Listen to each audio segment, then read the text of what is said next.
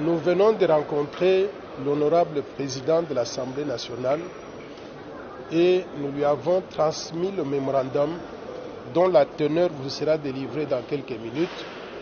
Et il a accusé réception et il nous a promis qu'il va transmettre fidèlement nos préoccupations aux honorables députés nationaux et que nos préoccupations seront prises en compte au niveau donc de l'Assemblée nationale. Donc grosso modo, c'est de cela qu'il s'agit. Alors, quelle est la teneur du message que nous lui avons donné?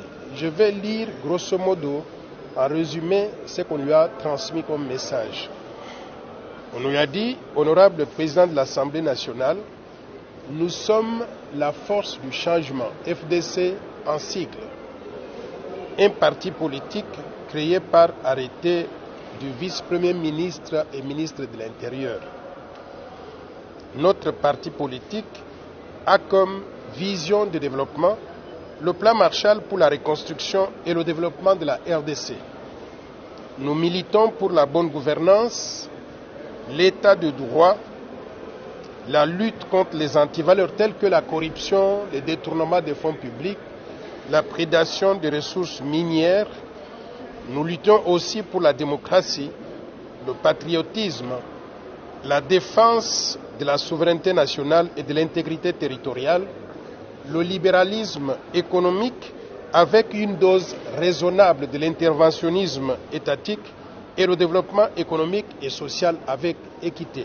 Et nous avons expliqué que par développement économique et social avec équité, nous entendons un développement économique qui profite à tous les Congolais et à toutes les Congolaises sans exception. Pas simplement des histoires qu'on nous présente donc dans les chiffres du cadre macroéconomique, mais nous voulons que ce développement économique se traduise par l'amélioration du vécu quotidien de la population congolaise.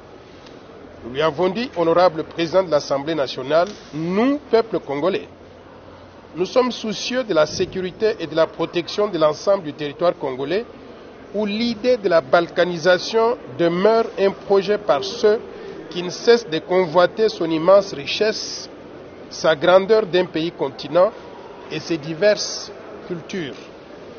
Nous sommes animés par le souci patriotique de voir la République démocratique du Congo rester dans ses frontières du 30 juin 1960, unie et indivisible. Nous demandons à l'Assemblée nationale d'aligner pour débat et vote la proposition de la loi Tchani à cette session de mars 2023.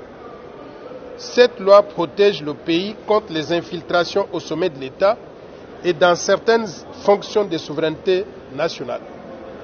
Nous informons la communauté tant nationale qu'internationale que nous sommes pour la paix, la souveraineté nationale, l'intégrité territoriale, l'unité nationale, la cohésion nationale et le développement économique et social avec équité. Nous sommes pour la coopération gagnant-gagnant avec tous les pays étrangers et toutes les institutions internationales, bilatérales et multilatérales, qui veulent sincèrement participer à nos efforts de développement pour le bénéfice de nos populations appauvries et clochardisées depuis des décennies.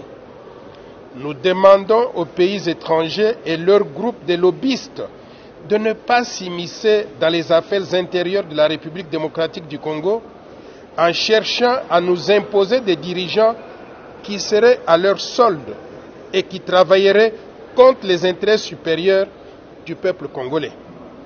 Nous disons non au tribalisme, au racisme, à la xénophobie et à la balkanisation planifiée de notre pays.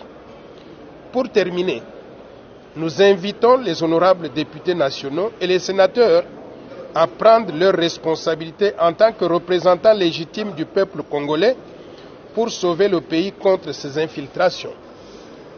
Nous demandons que nous puissions nous mobiliser tous pour défendre la terre de nos ancêtres en protégeant la souveraineté nationale et l'intégrité territoriale de la République démocratique du Congo.